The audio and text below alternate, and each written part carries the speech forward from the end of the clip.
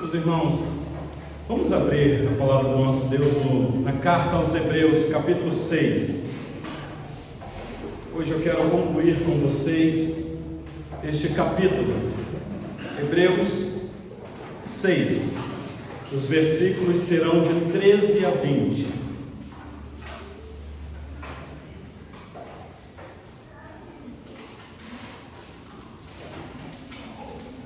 O título que o tradutor colocou aqui na minha Bíblia, possivelmente deve estar na sua, e a nossa tradução é sempre parecida.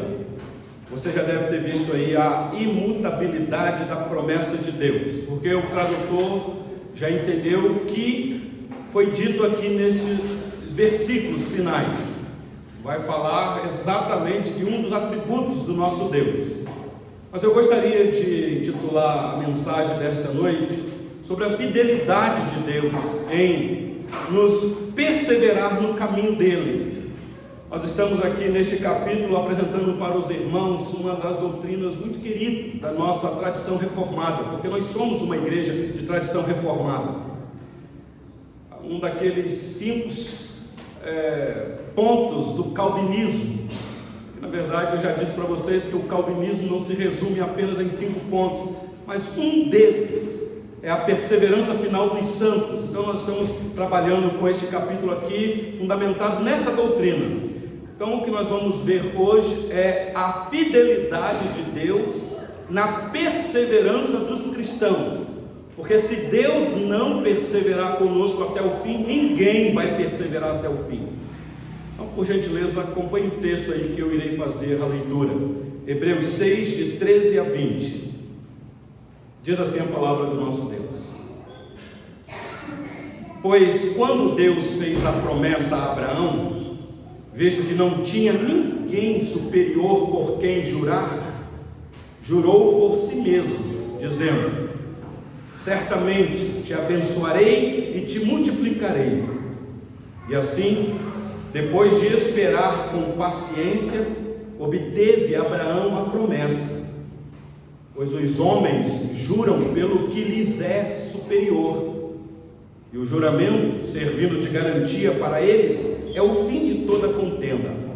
Por isso, Deus, quando quis mostrar mais firmemente aos herdeiros da promessa a imutabilidade do seu propósito, se interpôs com juramento, para que, mediante 2 coisas imutáveis, nas quais é impossível que Deus minta, forte alento tenhamos nós que já corremos para o refúgio, a fim de lançar mão da esperança proposta, a qual temos por âncora da alma, segura e firme, e que penetra além do véu, onde Jesus, como precursor, entrou por nós, tendo se tornado sumo sacerdote para sempre, segundo a ordem de Melquisedeque. Até aqui a leitura, até porque também acabou o capítulo. Essa noite está conosco o querido seminarista Osiel. Osiel é um querido irmão nosso, veio para Betim para estudar no seminário em Belo Horizonte. Ele está com a sua esposa nessa noite. Eu gostaria de convidar o querido seminarista que erguesse a voz ao Senhor e fizesse uma oração ao nosso Deus para a exposição do texto que se seguirá aqui agora mesmo. Bendito Deus, sua palavra, Senhor, que foi lida e agora será ministrada pelo teu servo. Deus, nós cremos que o Senhor usa homens que o Senhor levanta para anunciar a tua palavra, que ela é poderosa por si mesma, quando proferida. Meu Pai, o Senhor também usa-nos para explicá-la, para orientar o teu povo conforme ele passa a tua vontade para a ocasião, para o momento. Meu Deus, nesta noite em especial, pedimos a tua graça, a tua misericórdia sobre a vida do pastor El, vai ministrar a nós agora. Ó Deus, que ele seja a boca do Senhor para exortarmos, para consolarmos, ó Deus, para instruirmos conforme a tua boa vontade. Assim oramos porque cremos, orando no nome de Jesus. Amém. Amém. Meus irmãos, nós chegamos ao final deste capítulo tão fatídico, por assim dizer. Vocês têm percebido que o próprio autor desta carta chegou à conclusão que existem momentos na vida do cristão que ele vai ter que explicar algo da parte de Deus que não será muito fácil. E ele já disse isso nesta carta. E ele falou isso porque ele sabia que ele ia entrar num assunto muito delicado para chamar a atenção dos seus leitores. A tônica deste livro, desta carta, é de tentar convencer os cristãos convertidos daquela época, especialmente os judeus, porque a carta é escrita aos judeus, por isso o título aí, Hebreus, para que eles não retrocedessem na fé, para que eles não naufragassem, e para que eles também não ficassem só no conhecimento muito raso da fé que eles abraçaram. A vontade do autor é que os seus leitores pudessem ser crentes maduros. Nós já trabalhamos muito isso daqui na carta, porque existe um perigo eminente na vida deles e de todos os cristãos, em todas as épocas, em todos os lugares, de abandonar a fé, de retroceder, de apostatar, de caírem, de negar o Senhor Jesus. Então ele está trabalhando veementemente para poder, ele está falando de coisas muito severas aqui, de uma maneira tão forte, para impactar, como o irmão acabou de orar, para dizer: eu estou falando assim com vocês, para que vocês não caiam como já alguns caíram. E na última mensagem, meus irmãos, que nós vimos aqui, ele abriu o coração chamando esses irmãos de amados. É a primeira vez que ele vai fazer isso. No Novo Testamento, especialmente na carta aos Hebreus, ele não tem esta prática de ficar se dirigindo aos irmãos chamando de amados, mas ele sabe que o que ele havia dito antes foi tão pesado que ele diz: mas, ó amados, com vocês eu estou persuadido de coisas melhores em relação à salvação de vocês. Então ele está apresentando aqui a fidelidade de Deus para com eles. No último sermão nós vimos aqui esta apresentação, versículo 10, ele apresentou essa ação de Deus na vida deles por causa do amor que eles tinham no serviço santo. Olha o versículo 10 aí comigo, do capítulo 6. Porque Deus não é injusto para ficar esquecido do vosso trabalho e do amor que evidenciastes para com o seu nome, pois servistes e ainda servis aos santos. Então ele fala de amor aqui desses irmãos. Deus não esqueceu do trabalho de vocês, Deus está vendo o que vocês estão fazendo. E no versículo 11 ele vai falar, dá uma olhada aí, da esperança desse povo, que eles deveriam se firmar. Desejamos, porém, continue cada um de vós mostrando até o fim a mesma diligência para a plena certeza da esperança, amor e esperança. E no versículo 12 ele encerrou dizendo: para que não vos torneis indolentes, mas imitadores daqueles que pela fé e pela longanimidade herdam as promessas. Então ele apresentou aqui os pilares da vida de um cristão: amor, esperança e fé, ou numa outra ordem, fé, esperança e amor. O apóstolo Paulo vai trabalhar isso muito bem, dizendo que desses três, o maior é o amor. Então eu quero tentar ver com vocês o que ele continua falando aqui, porque tudo que foi dito desde o capítulo 1 até aqui, meus irmãos, é uma preparação para o que ele vai falar no capítulo 7.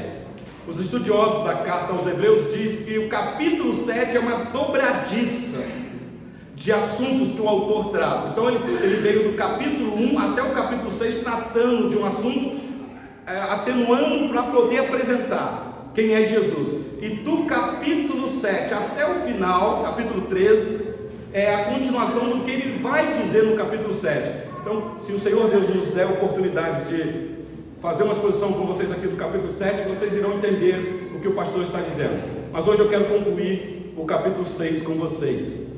A fidelidade de Deus na perseverança do cristão. Meus irmãos, o autor agora, para apoiar a visão da necessidade do cristão ter a sua fé firme, segura em Cristo, agora o autor vai explicar como que funciona o sacerdócio de Cristo, esse estabelecimento de um juramento divino. Ele vai preparar o caminho aqui. Então a fé meus irmãos, que nós abraçamos em Cristo, que esses irmãos haviam abraçado, é uma fé que resiste com paciência, porque o juramento de Deus assegura esta palavra de promessa, como Deus fez com Abraão em tempo de crise. Deus chama um homem para largar tudo que tinha, para peregrinar e confiando na promessa que Deus havia feito para esse homem. Eu fico imaginando hoje essa disposição que nós temos de servir a Cristo, se Ele nos chamasse a abandonar tudo e seguir Ele para um lugar que Ele nem disse para a gente que lugar seria esse. Que confiança nós teríamos nele? Então esse é o paralelo que o autor vai fazer aqui para mostrar para esses irmãos que é necessário você ficar firme, seguro aí, porque existe uma promessa da parte de Deus. Então vamos para o nosso texto, meus irmãos, de hoje. Olha comigo aí os versículos 13 e 14. É necessário você ter uma Bíblia para você conferir. Os versículos 13 e 14 dizem: pois quando Deus fez a promessa a Abraão, visto que não tinha ninguém superior por quem jurar, jurou por si mesmo, dizendo, ele faz uma citação aqui de Gênesis, de um texto que nós lemos na liturgia: certamente te abençoarei e te multiplicarei. Meus irmãos, das duas uma, ou Abraão acreditava ou não acreditava, é simples assim. Ou ele tomava uma decisão, eu creio e eu vou seguir as ordens deste ser que apareceu para mim e me pede esta missão, ou eu vou dizer, não, eu não vou, porque eu não estou vendo nada, não tem uma evidência palpável, eu não vou cair nessa não, sei lá o que é isso, eu vou tirar minha família do conforto para poder seguir uma ordem que eu nem sei direito. Não, meus irmãos, o autor aos Hebreus vai pegar o episódio de Abraão, porque Abraão é exemplo de fé, porque ele creu naquela promessa que o Senhor Deus havia feito.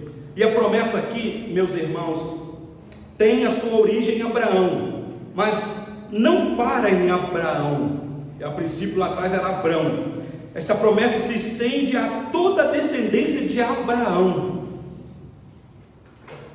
O apóstolo Paulo, interpretando esta passagem no capítulo 4, versículo 18, ele disse assim: Abraão, esperando contra a esperança, creu para vir a ser pai de muitas nações, segundo lhe fora dito, assim será a tua descendência.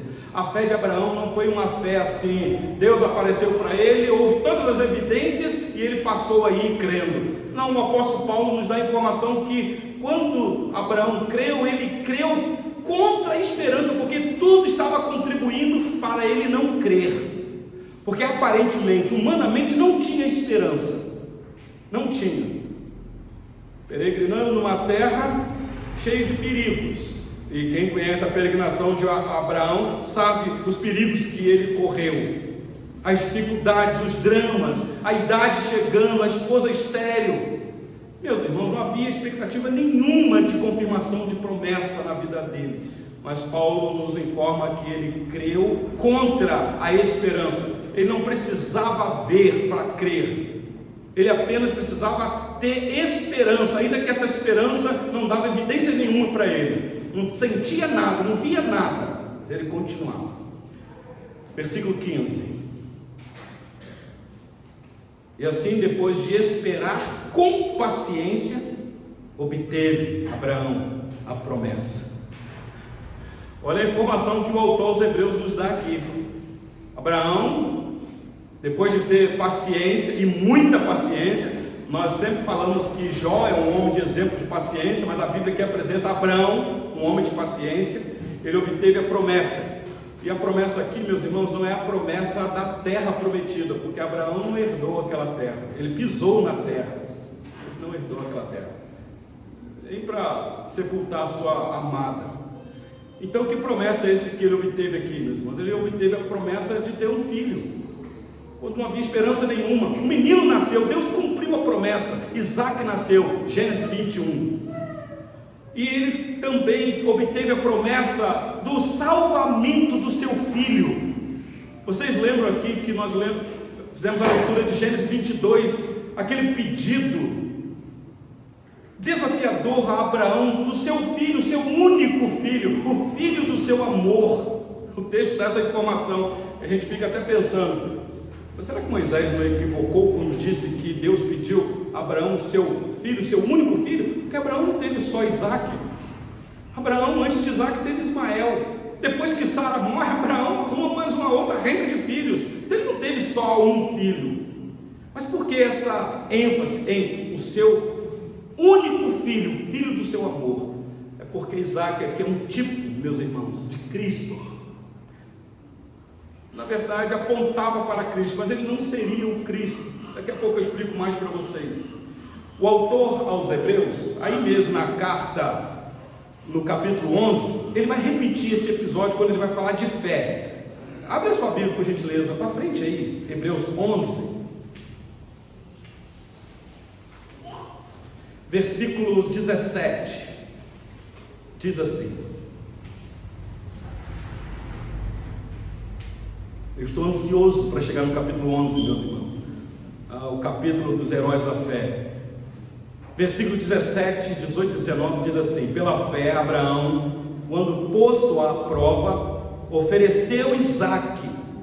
Estava mesmo para sacrificar o seu unigênito, aquele que acolheu alegremente as promessas, a quem se tinha dito: em Isaque será chamada a tua descendência. Porque considerou que Deus era poderoso até para ressuscitá-lo dentre os mortos, de onde também figuradamente o recobrou. Então olha o que aconteceu, a informação que o autor nos traz, que aquele episódio, quando Deus pede a Abraão seu único filho, e Abraão obedece, de madrugada sai com o menino, pegou o cutelo, a lenha, o fogo, o jumento, os servos, e foi caminhando. Vocês lembram que nós falamos aqui que num dado momento, quando ele avistou o monte, ele falou para os servos: vocês ficam aqui, que eu e o rapaz, é um rapaz, não é uma criancinha, é um rapaz, nós subiremos lá, iremos oferecer o holocausto e voltaremos. Eu disse para vocês que Abraão tinha a convicção de que ele iria voltar com o menino, e o autor aos Hebreus nos explica por quê. Porque Abraão tinha uma convicção tão clara que, se necessário fosse sangrar o seu filho e ele chegasse a morrer, Deus era poderoso para ressuscitar. Só que apontando, meus irmãos, lá na frente, para o único filho de Deus, que aí sim seria sangrado, morto, sepultado, mas que ressuscitaria no terceiro dia. Que coisa fantástica isso aqui. Então volta lá para Hebreus 6, versículo de número 15, que o autor nos informa: e assim, depois de esperar com paciência, obteve Abraão a promessa de que o filho nasceu e que o filho voltou da morte, porque para Abraão foi isso que aconteceu. Eu figuradamente retomei o meu filho da morte. Então ele obteve a promessa. Abraão recebeu aqui o início da bênção prometida sobre a descendência. Todavia ele não viu, meus irmãos, o cumprimento total das promessas. Ele ficou só aguardando.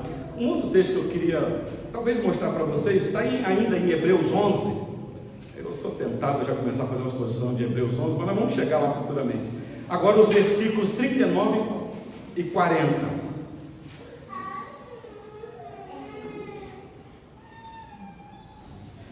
Hebreus 11, 39 e 40 diz assim: ora, todos estes que obtiveram bom testemunho por sua fé, não obtiveram, contudo, a concretização da promessa, por haver Deus provido coisa superior a nosso respeito, dizendo o autor, da igreja do Novo Testamento, para que eles, sem nós, não fossem aperfeiçoados. É um texto também difícil de explicar e eu não vou ter tempo agora. Quando a gente chegar no capítulo 11, eu vou explicar para vocês o que significa esses irmãos do ano passado serem aperfeiçoados por nós.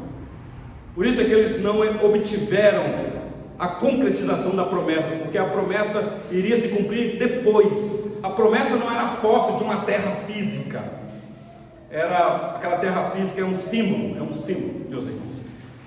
Então volta aí para Hebreus 6, por gentileza, versículos 16 e 17. Diz assim, olha o que o autor vai dizer aqui para mostrar para os irmãos a importância de ficar firme, crendo que Deus é fiel.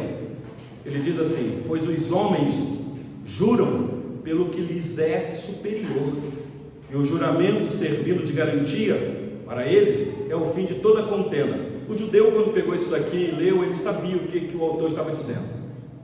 Isso aqui é uma linguagem jurídica, é verdade.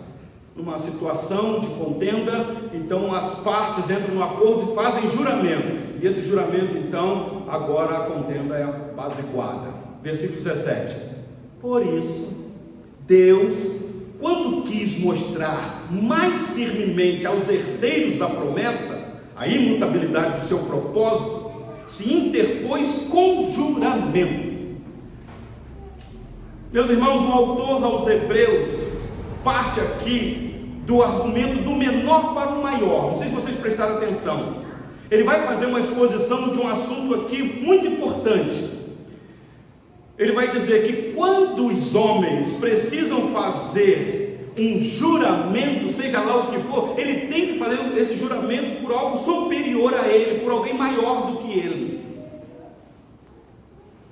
Agora, Deus não é assim, porque Deus não é homem. Quando Deus faz juramento, ele não encontrou ninguém nem superior e nem igual a ele. Então ele vai fazer esse juramento por quem? Diz aí que ele jura por si mesmo. Acabamos de cantar o hino 21 aqui de propósito. O Senhor Deus confirma, por meio de um juramento, a inviolabilidade de sua vontade de conceder graça. Meus irmãos, é aqui que está a maravilhosa graça de Deus para um povo que não merece graça. Graça é favor da parte de Deus para pessoas que não merecem. Ninguém merece nada. E Deus dá, meus irmãos, independente da nossa vontade. Deus não pergunta se a gente quer ou não. Deus não perguntou para Saulo no caminho de Tarso se ele queria graça ou não, se ele queria ser salvo ou não, dizendo: Paulo, você decide. Meu amigo, hoje tu tens a escolha, vida ou morte, qual vais aceitar? Amanhã pode ser muito tarde. Hoje eu quero te salvar, Paulo. Você quer? Levanta a mão. Claro, eu estou forçando a barra aqui. Mas é mostrar para vocês que salvação vem do alto, em primeiro lugar, não vem do coração humano. O homem não é livre para decidir se ele quer ser salvo ou não, ele está perdido. Pergunta para o apóstolo Paulo se ele teve livre-arbítrio.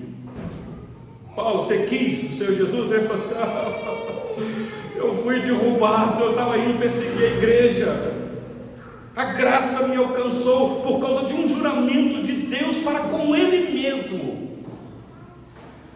Deus se apresenta como fiador de sua própria palavra. Que coisa fantástica aqui, meus irmãos.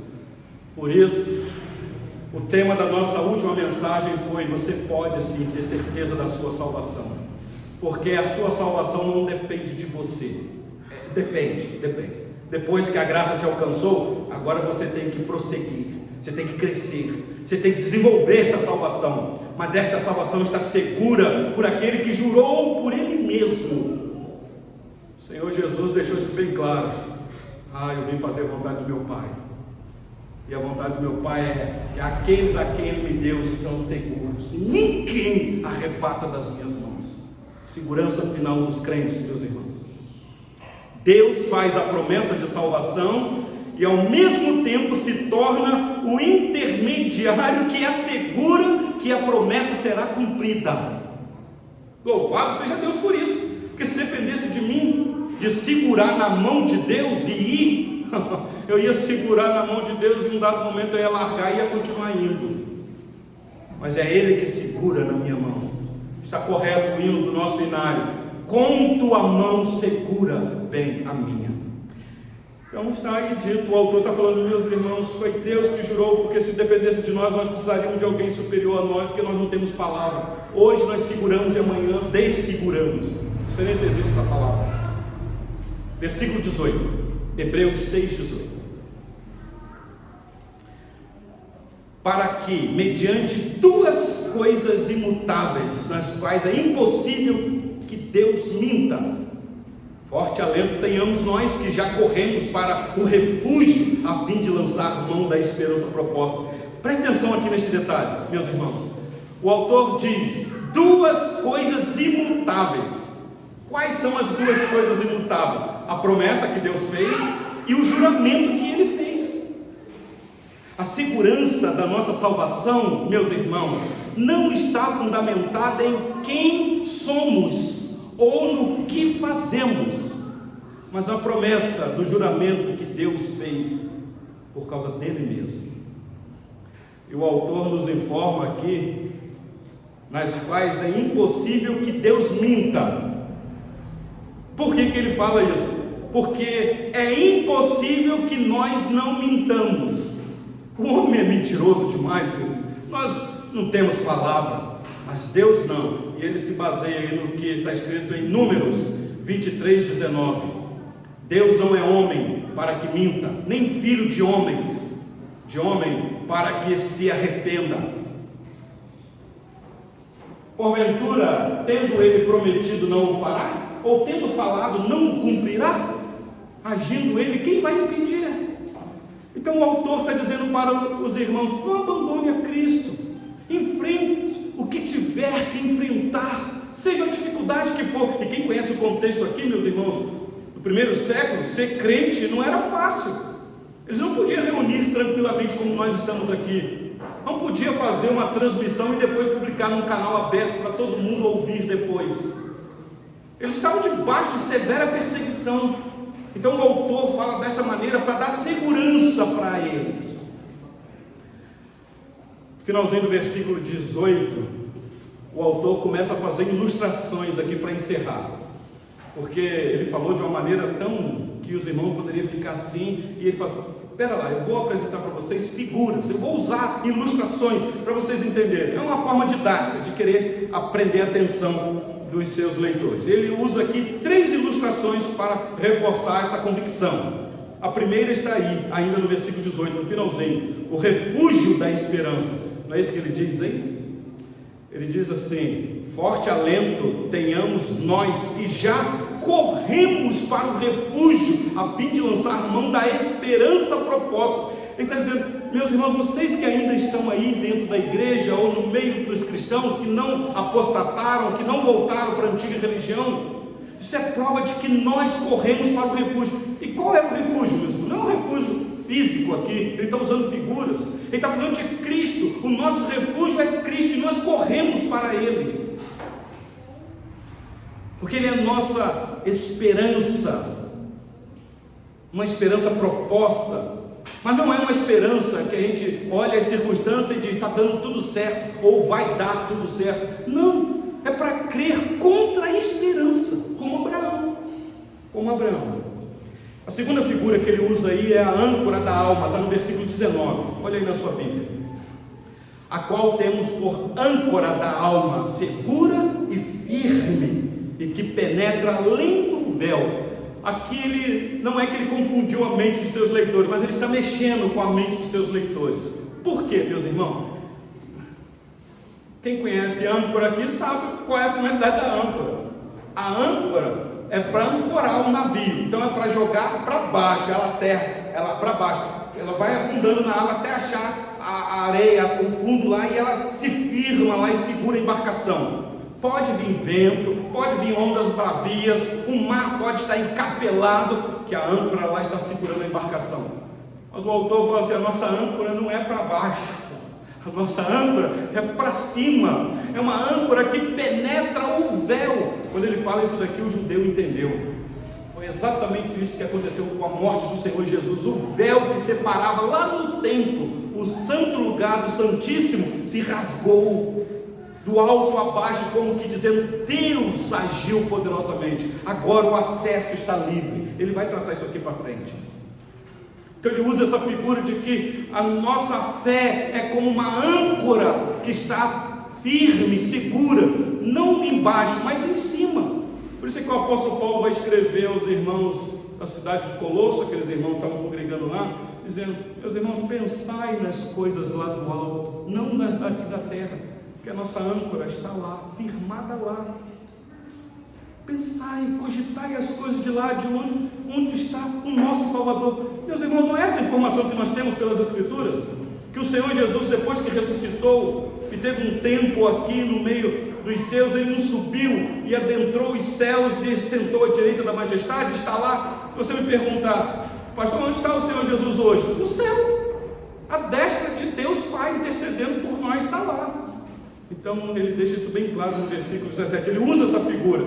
E por último, versículo 20, a outra figura aí é de um precursor divino, celestial. Olha o versículo 20, onde Jesus, como precursor, entrou por nós, tendo se tornado sumo sacerdote para sempre, segundo a ordem de Melquisedeque. Ele preparou o caminho aqui porque ele vai tratar essa questão de Melquisedeque no capítulo 7. Capítulo 7 ele vai dar mais detalhes. Bom, o judeu ia entender isso. Se o véu rasgou, o único que poderia entrar no Santo dos Santos é o sumo sacerdote. Só que ele está dizendo que agora o sumo sacerdote que entrou neste lugar santíssimo se chama Jesus. Ele, e preste atenção nessa palavra precursor, ele é aquele que abriu o caminho, preparou o caminho e agora atrás dele ele chama para entrar junto com ele. Uma vez ele explicando isso para os seus discípulos, que ele tinha que ir preparar o lugar, mas que ele iria voltar, os discípulos começaram a ficar tristes, dizendo: o Senhor vai? Para onde o Senhor vai? Nós não sabemos nem o caminho, muito menos para onde o Senhor vai. Mas como é que vocês não sabem onde é o caminho? João 14,6. Eu sou o caminho, a verdade e a vida, e ninguém vem ao Pai senão por mim. É o texto que nós temos aí pela informação do evangelista. Então, meus irmãos, precursor é alguém que foi preparar lugar, e Jesus já foi, por assim dizer, e já voltou, porque ele abriu a porta. A cruz é o caminho da porta aberta para nós. A cruz, por isso é que nós temos que focar a cruz, que é por ela, essa mensagem de entrada nos céus. Ele morreu, e quando ele volta é dizendo: agora vocês podem vir, benditos de meu Pai, venham.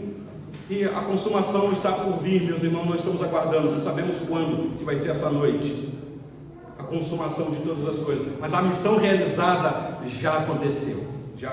Jesus é o caminho, aquele que foi Deus homem na terra, é agora homem Deus nos céus. Esse é o argumento que o autor dá para os seus leitores, para não abandonar a fé. E eu quero concluir, meus irmãos, esta mensagem para nós que estamos aqui neste local. Meus irmãos, eu penso que nunca houve uma época de perigo para a nossa fé. Me parece que a igreja se secularizou de uma maneira tamanha que há um risco iminente de muitos irem para o inferno dentro da igreja. Não se assusta com isso não, meus irmãos, porque foi o Senhor Jesus que disse isso.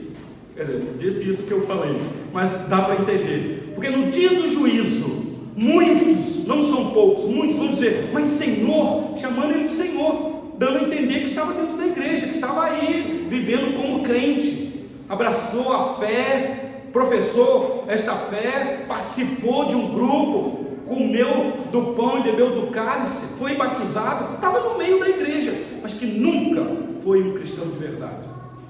Aquele dia ele vai dizer: apartai-vos de mim, porque eu não vos conheço.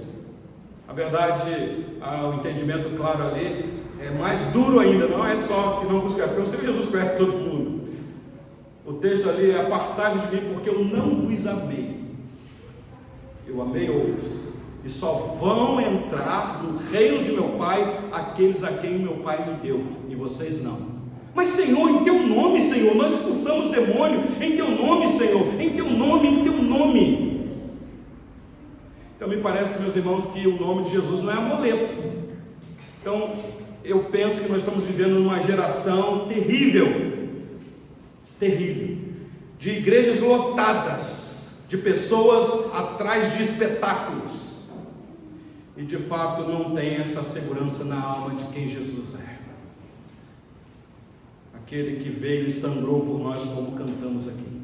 Então eu concluo esta palavra com esse encorajamento para vocês que estão aqui nessa noite, porque eu não os conheço, profundamente. E olha que aqui nesta noite está a minha esposa, a minha filha, o meu genro e a minha neta. Eu estou dando esse destaque porque são eles que vivem mais, eu vivo com eles mais perto, mas eu não os conheço profundamente. Eu não sei a profundidade do coração deles. Por isso é que o Senhor Jesus diz que nós não devemos amar a nossa família mais do que a Ele. Então você que está aqui nessa noite, como é que está o teu coração? Talvez essa palavra é de encorajamento para você. Qual é o grau de profundidade, de conhecimento que você tem do Senhor Jesus? Que essa palavra sirva de encorajamento e conforto para o teu coração. O autor está aqui, meus irmãos, exortando os cristãos a não retroceder. Ele não está dando uma bronca na igreja, ele está tentando animar os irmãos a não abandonar a fé. Então talvez a conclusão seja essa: receba essa palavra como um encorajamento e não fique chateado com o pastor. E a aplicação aqui talvez seja uma só. Para você que está aqui nesta noite, ou neste local, ou que está nos ouvindo, não abandone o Senhor Jesus. Eu sei que a fé é um desafio muito grande. Crer não é coisa fácil. Crer não é para qualquer um. Crer contra a esperança é um desafio. Crer quando você não vê nada é um desafio. Nós somos incentivados a crer quando nós sentimos alguma coisa, quando alguma coisa palatável, palpável acontece, aí então eu creio. Uma ação divina aconteceu, uma manifestação do divino, aí eu creio. Mas e quando a gente não vê nada? E quando a gente não sente nada? E mais, tudo parece dar errado. Doença, contrariedade, problemas familiares, inimizades. Qual é a garantia que a gente tem de continuar? Incertezas. Então, se você que está aqui nessa noite passa por isso, eu quero te encorajar a não abandonar o Senhor Jesus por causa disso. Porque no tempo de Deus, segundo a vontade dEle, Ele tem palavra para cumprir as promessas que fez. Como ele fez com Abraão. No tempo dele. E ele deixou Abraão chegar numa situação crítica para mostrar para Abraão: Abraão, é impossível para você, mas para mim nada, absolutamente nada é impossível. Ainda fazer o ventre de uma velha com o ciclo dela já interrompido, dá à luz. Então talvez você, mãe, que está aqui nesta noite, talvez você que está nos ouvindo e tem dificuldade de ter filho, hoje é um drama. Mulheres que não conseguem ter filhos, e aí entram por caminhos que mais tarde pode ser penoso. Confie. Nós temos um Deus que é justo e fiel para cumprir as promessas dele. Se ele falou, ele vai cumprir. Então, meus irmãos, a salvação é daqueles que perseveram até o fim. O Senhor Jesus mesmo disse: aquele que perseverar até o fim, esse que será salvo. Mas lembram que a fidelidade é de Deus na perseverança, não é nossa. Ainda que nós somos chamados para sermos fiéis nesta perseverança, mas guarde no teu coração que a fidelidade é da parte de Deus. É Ele que é fiel. Por isso que o salmista diz que é bom render graça ao Senhor e durante a noite render graça por causa da fidelidade deste Deus. E aqui estamos, meus irmãos. Que Ele, pois, assim nos abençoe. Depois em casa, se você quiser, dá uma olhadinha no capítulo 7, para você entender o que o autor falou sobre Melquisedeque. É um assunto que nós vamos tratar mais tarde.